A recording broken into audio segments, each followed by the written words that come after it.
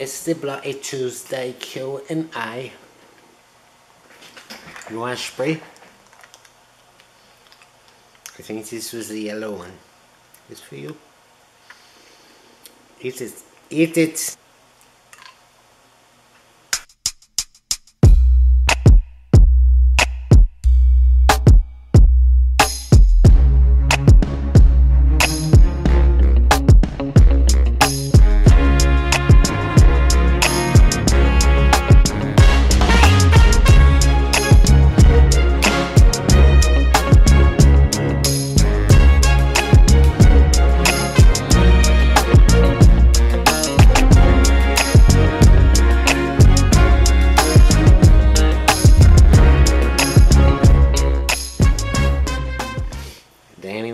Wants to know what's up with all the flowers in your vlogs.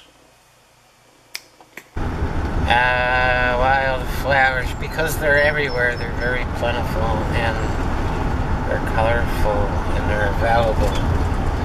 And it just kind of brightens the vlog up, and if you ask me, they work as a good transition issue from like one subject to another or one place to another. Kind of like this right here.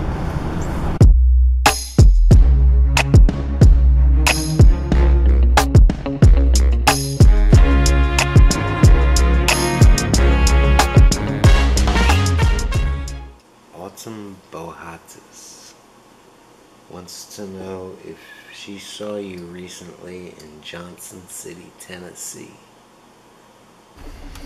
Hi, Autumn. Yep, that was me. You should have stopped me and said hello. What you'll find out is I'm actually very quiet in person. And actually, on this vlog, I ramble because I'm holding so much in from being so quiet my whole life. And this is kind of an outlet for anything I want to say.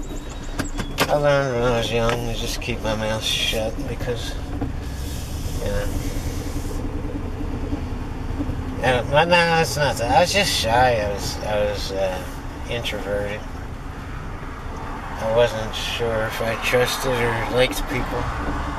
And so I just kept quiet and tried to learn a lot, you know what I mean?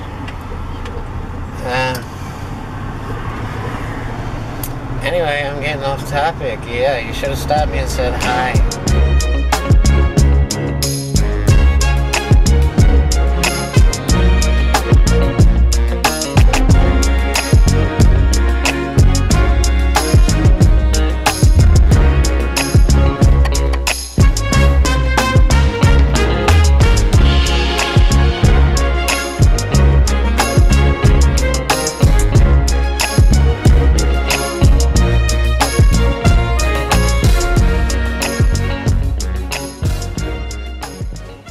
Joseph Damasio from New York City wants to know why you've never done anything with your pool game and how come you're not on the pro tour.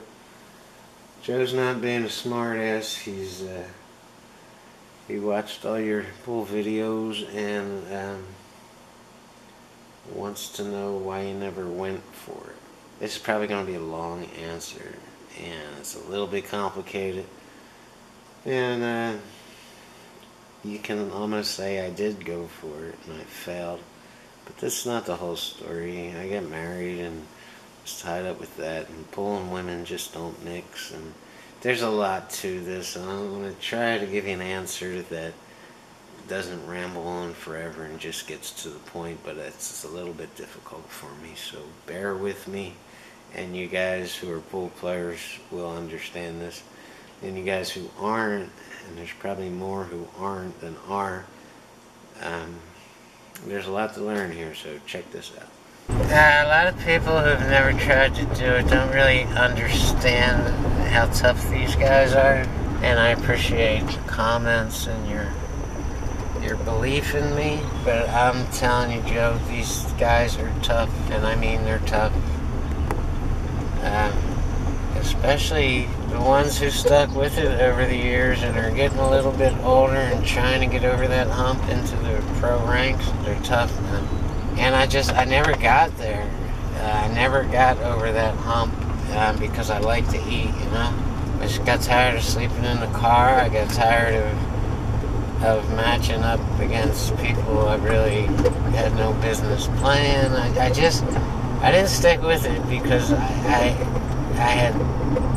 found myself with bills to pay and obligations, and pool is something you have to do every day, years and years and years. Forget getting married, forget having kids, forget the normal life, forget all of that, and just stick with it. And it got to the point where, I'd rather find someone who really loves me and make some kind of existence. I don't have to have kids, but make some kind of something. It was getting older, and it wasn't in my cards. I still love to play, I still love the game, but these pros and semi-pros are really, really, really tough, man.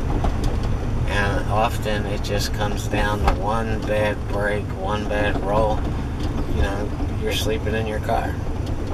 It's a crazy lifestyle, and there's no money in the game. There's no, if there was big money, if pros were making, I don't know, $1 million or $2 million a year at least, that would give me incentive to stick with it and go pay my dues and go through the whole, sleeping in the car and starving and all that stuff. But it doesn't. You go win a tournament nowadays, and you're lucky to have enough money to get home, if you have a home. And a lot of these guys don't have any kind of home at all, and they're forced to continue night after night after night playing, for chump change just so they can eat something out of a damn vending machine. It's just, it's a crazy life. It's a tough life. And I think everyone who gets pool in their blood should know this and know what they're setting out to do or try to do. The odds are against you. And it takes a really, really special human being to go for it, stick with it, and it helps a lot to have natural talent, which I didn't have. I had to really work hard to correct, my mistakes and try to do things right. All that contributes to me loving the game, because a lot of these guys are forced to hustle, and that's another thing that attracted me to the game, that whole underground, black market type kind of deal there. But it's not an angel my whole life, put it that way. So that intrigued me, that kind of mafia lifestyle. And you get to hang out in bars all day and get laid and live in hotel rooms. It just sounds like freedom to me. And it's not. The game entraps you and forces you, and you become a slave to it. And it got to the point where I had to start thinking about my health and my future and what I wanted, and it wasn't cutting it. Do this, Joe. Go to any open tournament that has both like big names and lesser known names in it, and go to the pool hall in the wee hours of the morning or wherever they're playing. And just walk around the parking lot and look at how many people are sleeping in their cars. And these big names like Shane and Jason and all these guys are the exception to the rule. These are the very best of the very best. And almost everybody else outside of probably the top 30 players are struggling, man. They're struggling. Do that. Try that one day and you'll be shocked. There's a lot that has changed, and there's a lot I can say about this. I could probably talk about it all day and night, but I'm going to try to keep it brief and just hit on a couple more issues that should make sense to you. In the old days, you could knit around, and by the old days, I mean the 50s, 60s, 70s, maybe part of the 80s. You could go out there and make $30, $40 a day and survive on the road. And for several reasons, you just can't do that anymore. $30 or $40 won't even buy your food. The price of everything is just, it's just, and it's just the way it is. It ain't like that anymore. everything's quadrupled or more since those days. Not that I was around in the 50s or 60s, but I started getting around in the late 70s and all through the 80s. And you have that sleazy motel room, you have gas, you have auto maintenance, emergency funds in case the car blows up. That's major important. That's the first thing you need. And God help you if you drink or smoke pot or have some kind of vice, because and don't forget pool table time. So the bare minimum, I mean, and this is just surviving. No money being put back, no nothing.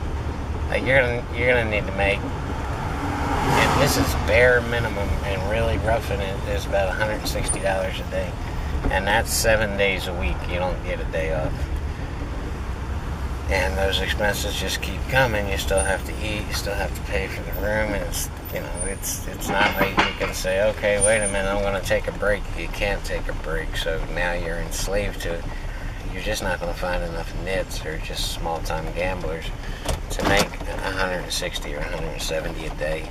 You're just not going to be able to do it. So with the internet and everything, the second you beat some nit out of 20 measly dollars, he's on the internet telling everybody who you are, you're in town, you have money, you're looking for a game. And I usually don't play this guy, okay? So now everybody in town thinks you're Jesus, and the only players coming out to play you are the best players in the region, and they're coming from near and far looking for you, and they're going to gamble.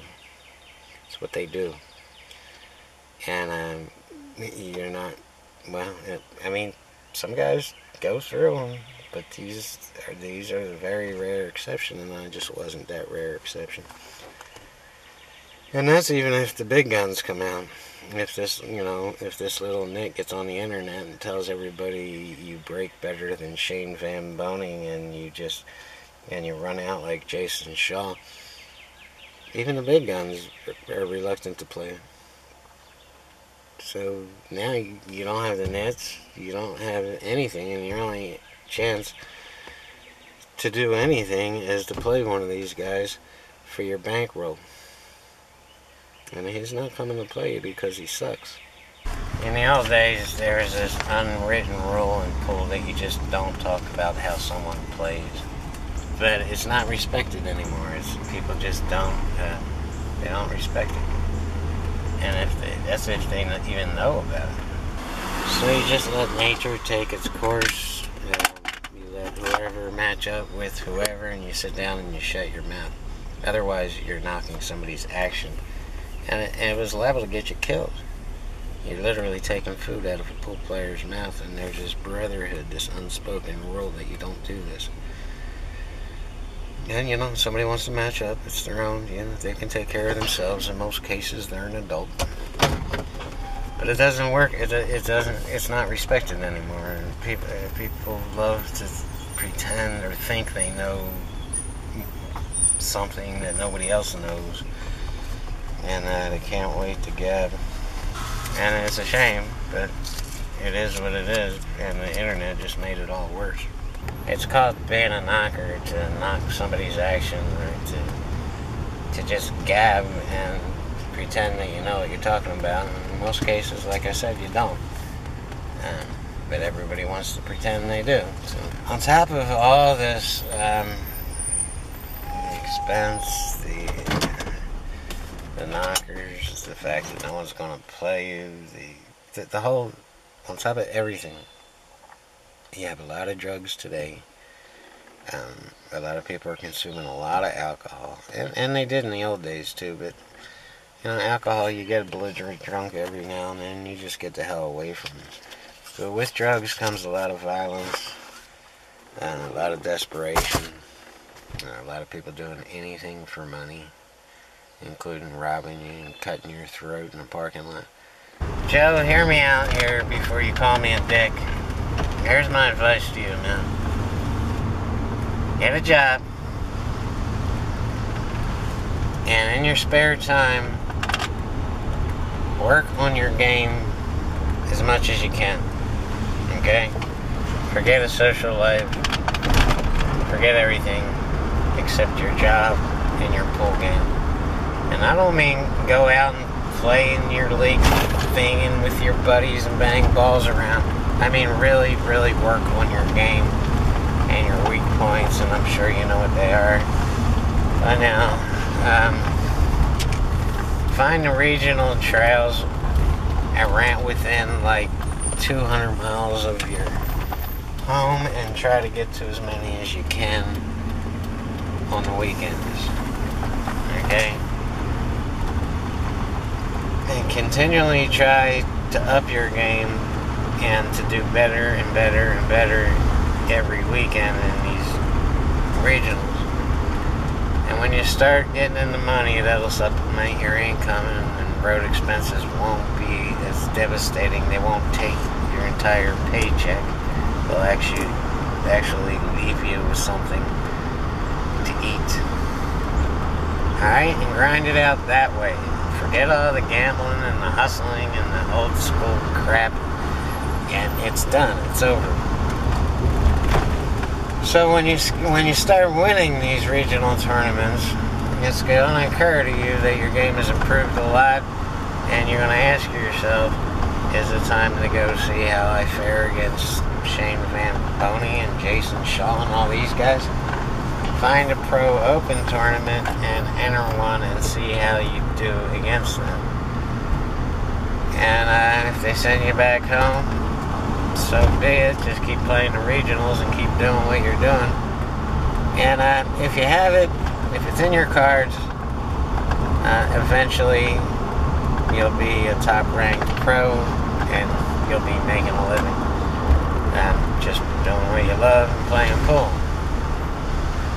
Do it that way, okay? The other way is going to get you broke. And if it doesn't get you broke, it's going to get you killed. And I like you too much to see you die, dude. So, we're sleeping in your car, man. Fuck that. Fuck that. It's you can't do it.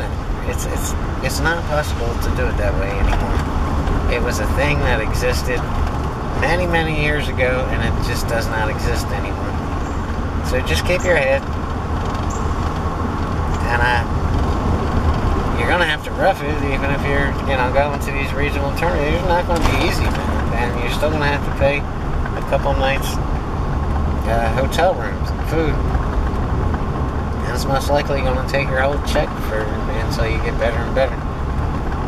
And if you don't get better and better, even after working on your game, you'll know when enough is enough. That was a damn good answer. Thanks a lot, John. You know what? You're a good guy. You're an okay dude. Yeah, you're okay too. People talk shit about you, but I kind of like you. Give me a kiss. Come on, give me a kiss.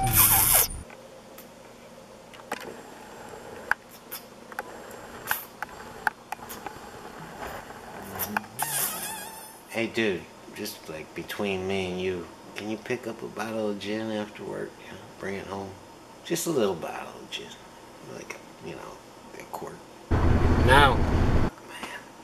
Man, you deserve a drink. I don't care what anybody says. We won't have to drink the whole bottle. Just, a little sip or two. I told you I'm not drinking anymore. At least, not a lot. Maybe once or twice a month. That's it. No more. I gotta keep my head clear. We have a lot of work to do. John, man, listen. You're 55 ahead. You could take 2 months off and never lose a nickel. You sit on your butt and make some money. Don't worry about being tired. You can get out there tomorrow. It might be a little bit groggy, but fine. Now, Omega, what you're not getting here is I want it all. I'm 53 years old, dude. It's now or never. We're going all the way to the wheels fall off and burn. This fucking guy thinks he's Bob Dylan. Somebody tell this dude he ain't Bob Dylan. Hey, don't get cocky with me. I get home, I'll beat your damn ass, boy. He ain't gonna beat nobody's ass. Don't even listen to this dude. He ain't gonna beat anybody's. He can't beat anybody's ass. Look at him. He's an old man. Shut up. Hey, you shut up. Shut up. Yeah, fuck you, man. Fuck you. Going all the way. All the way. Dude, I'm old, man. It's now or never. We gotta go for it all. Come on, I need you on my side here. Quit being a lazy ass. Lazy ass. I work 7 days a week. He's calling my ass lazy. You're a fucking lazy ass. Fucking libertard. You deserve a goddamn